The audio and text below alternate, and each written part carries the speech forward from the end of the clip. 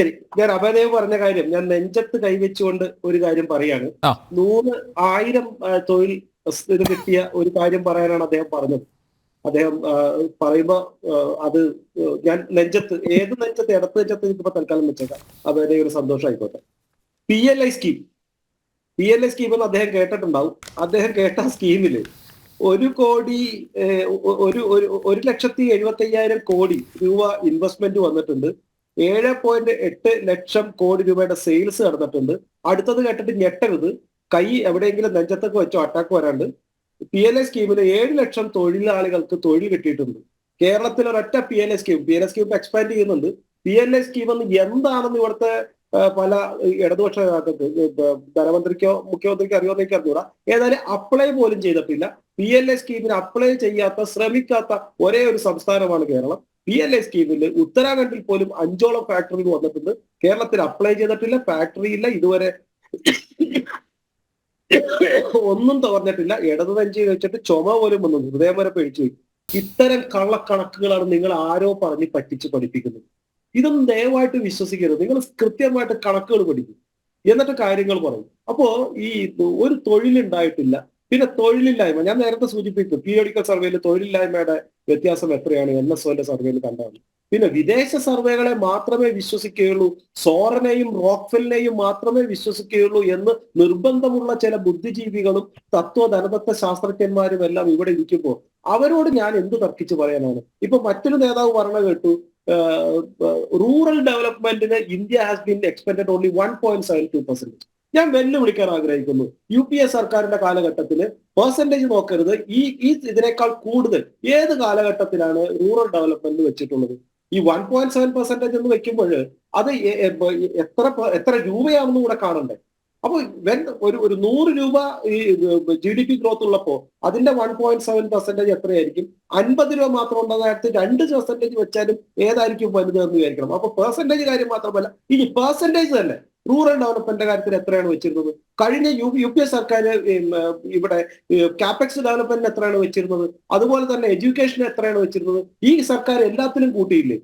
ബാക്കി എല്ലാത്തിനും കൂട്ടിയിട്ടുണ്ട്. അപ്പോ വികസനം വരികയും വരുമാനം കൂടുകയും അതനുസരിച്ചിട്ട് ഈ പറയുന്ന റൂറൽ ഡെവലപ്മെന്റിന്റെ കാര്യത്തിലായാലും വിദ്യാഭ്യാസത്തിന്റെ കാര്യത്തിലായാലും ആരോഗ്യ കാര്യത്തിലായാലും കൂടുതൽ വരുമാനം എല്ലാ സംസ്ഥാനങ്ങൾക്കും നൽകിയ ഒരേ ഒരു ഭരണകൂടം ഈ പറഞ്ഞ 10 വർഷത്തെ BJP സർക്കാരായിരുന്നു. ഒരു സംശയവുമില്ല.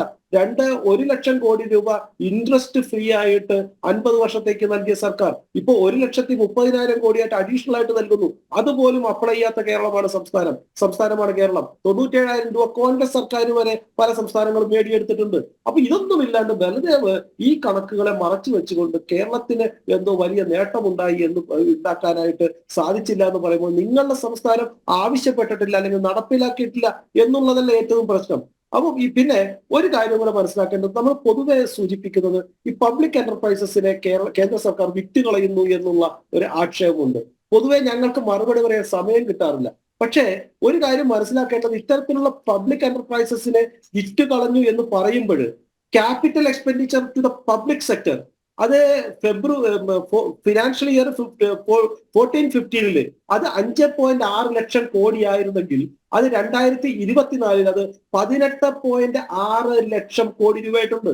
അതായത് പബ്ലിക് സെക്ടർ ഇൻവെസ്റ്റ്മെന്റ് ആയിട്ട് കേന്ദ്ര സർക്കാർ നൽകുന്നത് ഇന്ന് 4 ഇരട്ടിയായിട്ട് വർദ്ധിച്ചിരിക്കുന്നു സംസ്ഥാന സർക്കാർ. അപ്പോ ഒട്ടും ചലനാത്മകതയില്ലാത്ത, വികസനമില്ലാത്ത കുറെ പബ്ലിക് സെക്ടർ തൊഴിലാളികൾക്ക് വേണ്ടി ഗുണം വേണ്ടി മാത്രമല്ല സാധാരണ ജനങ്ങൾക്ക് ഗുണമുള്ളതും തൊഴിലാളികൾക്ക് കൂടുതൽ ശമ്പളം നൽകുന്നതുമായ ഒരു ആരോഗ്യമുള്ള പബ്ലിക് സെക്ടറിനെ നിർമ്മിക്കുകയും മറ്റത് പ്രൈവറ്റ് സെക്ടർ, അവിടെയും മുതൽ മുടക്കും കൂടുതൽ വികസനവും തൊഴിലാളികൾക്ക് ശമ്പളവും കിട്ടുന്നുണ്ടല്ലോ. തൊഴിലാളി യൂണിയൻ ഉള്ള രാജ്യത്തേക്ക് മാത്രമല്ലല്ലോ തൊഴിലാളികൾ പോകുന്നത്. ദുബായിൽ CIT ഉണ്ടായിട്ടല്ലല്ലോ അങ്ങോട്ട് മുഴുവൻ തൊഴിലാളികൾ പോകുന്നത്.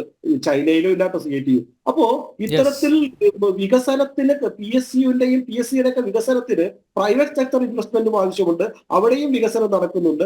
അതുപോലെ തന്നെ ഈ പബ്ലിക് സെക്ടറിലേക്ക് ഇന്ത്യ ഗവൺമെന്റ് ചരിത്രത്തിലെ ഏറ്റവും വലിയ ഇൻവെസ്റ്റ്മെന്റ് നടത്തിയിട്ടുണ്ട്. അതുകൊണ്ട് തന്നെ ഈ കേന്ദ്ര സർക്കാർ പബ്ലിക് സെക്ടറിനെയും അതുപോലെ തന്നെ റൂറൽ ഡെവലപ്മെന്റിനെയും എഡ്യൂക്കേഷനെയും അതുപോലെ തന്നെ ആരോഗ്യത്തെയും സ്ത്രീകളെയും കൂടുതൽ പിന്തുണയ്ക്കുന്ന ഒരു സർക്കാരാണ്.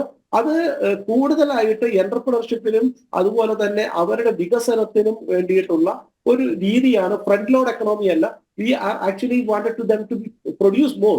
കൂടുതൽ പ്രൊഡ്യൂസ് ചെയ്തുകൊണ്ട് കൂടുതൽ ചെലവാക്കാനായിട്ടുള്ള ഒരു സിസ്റ്റത്തിന് വേണ്ടിയിട്ടാണ് ബി ജെ പി സർക്കാർ മുന്നോട്ട് പോകുന്നത്. അത്തരം നയങ്ങളാണ് ഈ ബജറ്റിലൂടെ ഞാൻ കാണുന്നത്.